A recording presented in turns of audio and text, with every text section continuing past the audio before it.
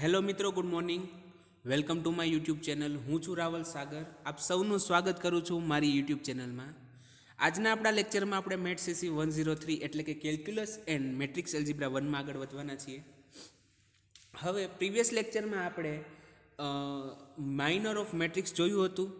ત્યારબાદ આપણે rank of મેટ્રિક્સની માઇનર પરથી કઈ રીતના ફાઇન્ડ કરવું એની ડેફિનેશન જોઈ હતી, બરાબર છે. આજના આપણા લેક્ચરમાં આપણે રેન્ક ઓફ મેટ્રિક્સ ફાઇન્ડ કરવાના છે, પણ એમાં યુઝ શેનો કરશું આપણે? માઇનોર્સનો. તો એક્ઝામ્પલ આપણે આવી રીતના છે કે find the rank of the following matrices. હવે આપણે નીચેના મેટ્રાઇસિસ એટલે કે શ્રેણિકો દીધા છે એનો રેન્ક ફાઇન્ડ કરવાનો છે, બરાબર છે. જેની અંદર એક્ઝામ્પલ નંબર 1 છે કે એમાં શ્રેણિક આપણને દીધો છે 1 2 0 1 2 0 2 3 2 3 4 2, બરાબર છે. તો હવે એના સોલ્યુશનની વાત કરીએ કે solution here a equal to 1 2 0 2 3 2 3 4 2, બરાબર છે. હવે આપણે માઇનોરની મદદથી ફાઇન્ડ કરવાના છે. હવે આપણને ખબર છે કે જે કોઈ પણ શ્રેણિક ચોરસ શ્રેણિક હોય, કોઈ પણ ચોરસ શ્રેણિક પોતાનો માઇનોર તો થવાનો જ છે, બરાબર છે. તો અહીંયા એનો માઇનોર એ તો થવાનો જ છે. તો આપણે ડિટર્મિનન્ટ ઓફ મેટ્રિક્સ ફાઇન્ડ કરીએ. તો ધેરફોર ડિટર્મિનન્ટ મેટ્રિક્સ કઈ રીતના દર્શાવાય છે, ડિનોટ કરે તો કે mod of A. Mod of A મતલબ કે આપેલો જે શ્રેણિક છે એના નિશ્ચયકનું મૂલ્ય. તો આપેલા શ્રેણિકનો નિશ્ચયક લેવું એટલે કંઈ નહીં, આવી રીતના કરી આપણે એને નિશ્ચયકના ફોર્મમાં દર્શાવી દઈએ એટલે થઈ જશે આપેલા શ્રેણિકનો નિશ્ચય. તો 1 2 0 2 3 2 3 4 2, બરાબર છે. હવે નિશ્ચયકનું મૂલ્ય ફાઇન્ડ કરવાનું છે. તો નિશ્ચયકનું મૂલ્ય આપણે મેથડ જે રીતે યુઝ કરીએ છીએ તો શું કરશું?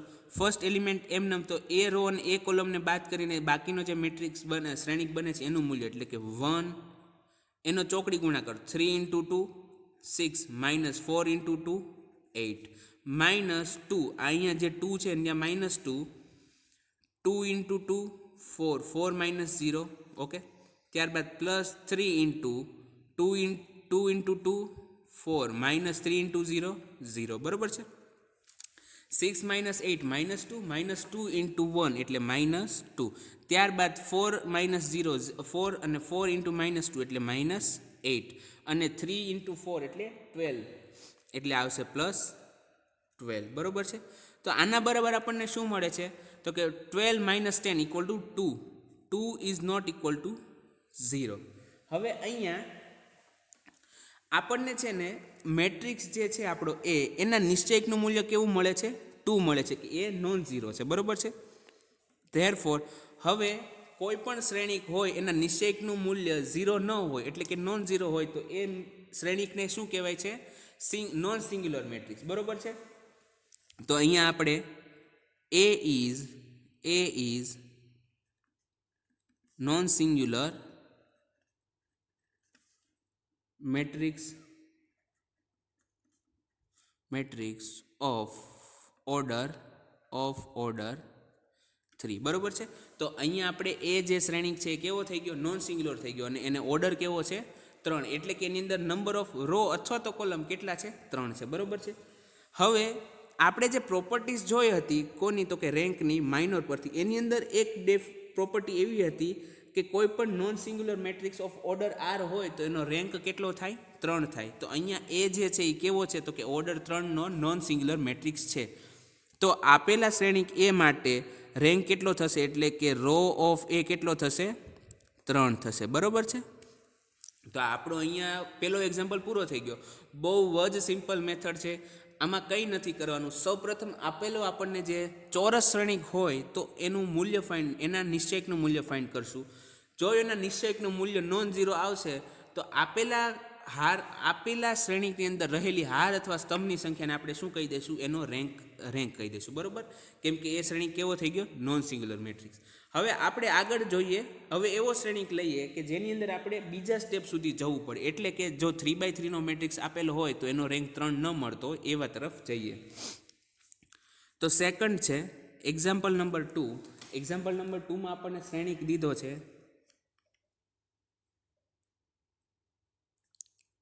2 3 -1, 2 3 -1, ત્યારબાદ 3 1 2, 4 2 2. બરાબર છે. આપણને શ્રેણિક દીધો છે 2 3 -1, 3 1 2, 4 2 2. હવે આની અંદર આપણે સૌપ્રથમ શું ચેક કરશું? સૌપ્રથમ આપણે આપેલો જે શ્રેણિક છે એના નિશ્ચયકનું મૂલ્ય ફાઇન્ડ કરશું. બરાબર. તો સોલ્યુશન લખીએ કે સોલ્યુશન હિયર સૌપ્રથમ હિયર એ આપણને જે આપેલો છે એ લખી નાખશું. એ ઇક્વલ ટુ શું છે? 2 3 -1, 3 1 2, 4 2 2. બરાબર છે. હવે આપણે શું કરવાનું છે? નિશ્ચયકનું મૂલ્ય ફાઇન્ડ, આપેલા શ્રેણિકના નિશ્ચયકનું મૂલ્ય શોધવાનું છે. તો ધેરફોર ડિટર્મિનન્ટ ઓફ એ એટલે કે નિશ્ચયક ઓફ એ એટલે કેટલા થશે? 2 3 -1, 3 1 2, 4 2 2, 4 2 2. બરાબર છે. ઇક્વલ ટુ શું થાય?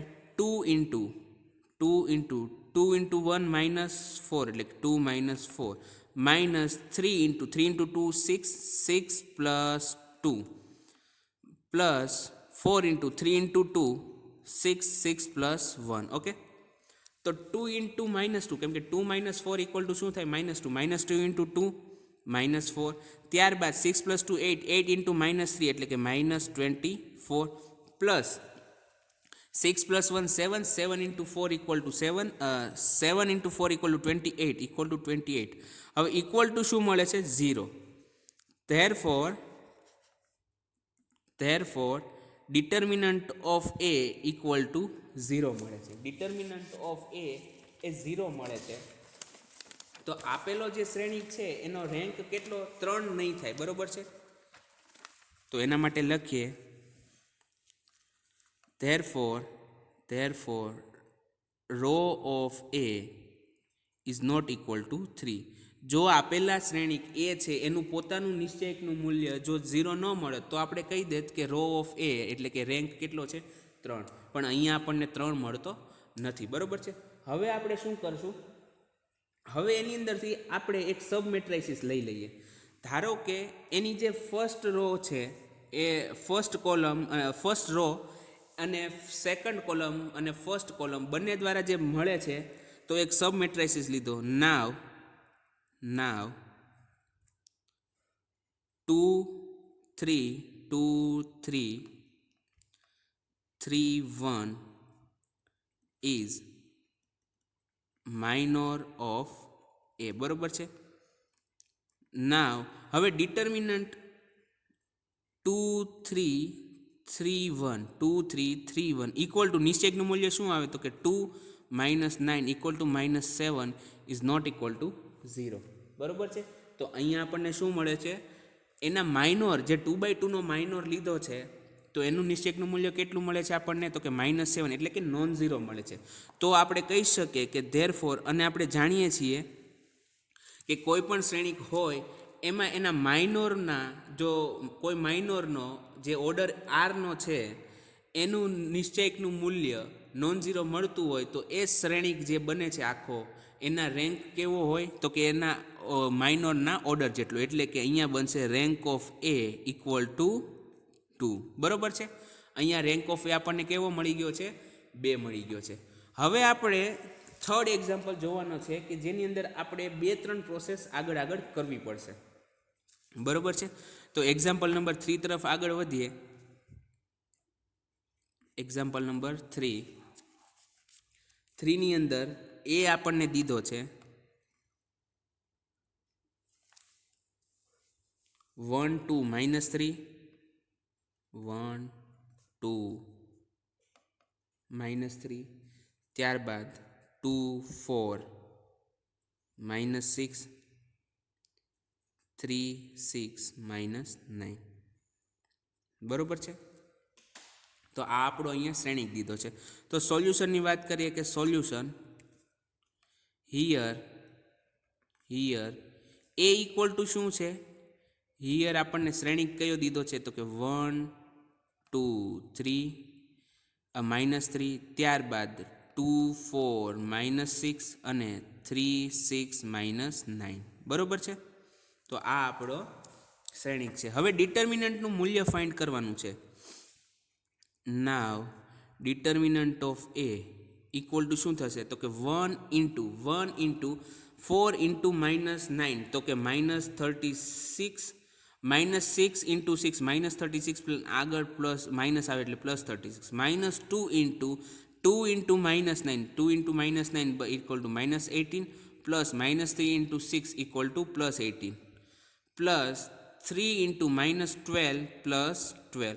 તો જુઓ તો આના બરાબર આવી જાય 0, કેમ કે -30 પ્લસ 36 0, -18 પ્લસ 18 0, -12 પ્લસ 18 0 બરાબર. તો ઇક્વલ ટુ 0 આવી ગયો. તો therefore rho of A is not equal to 3. તો એના માટે આપણને રેન્ક કેવો 3 નથી મળતો. હવે સબ મેટ્રાઇસિસ લઈએ, પણ આપણે કેવા લેવાના હોય? સબ મેટ્રાઇસિસ સ્ક્વેર લેવાના હોય બરોબર છે. તો એના માટે જોઈએ તો કે 1 2 અને 2 4 દ્વારા જે સબ મેટ્રાઇસિસ બને છે તો એનો જે માઇનોર બને તો એના ડિટર્મિનન્ટ કેવો થશે? તો કે 4 -4 તો 0 આવી જશે બરોબર છે. ત્યારબાદ 2 4 અને 3 6 બને તો કે 6 ઇન્ટુ 2 12 12 -12 0 આવી જાય. ઓકે, નાવ each minor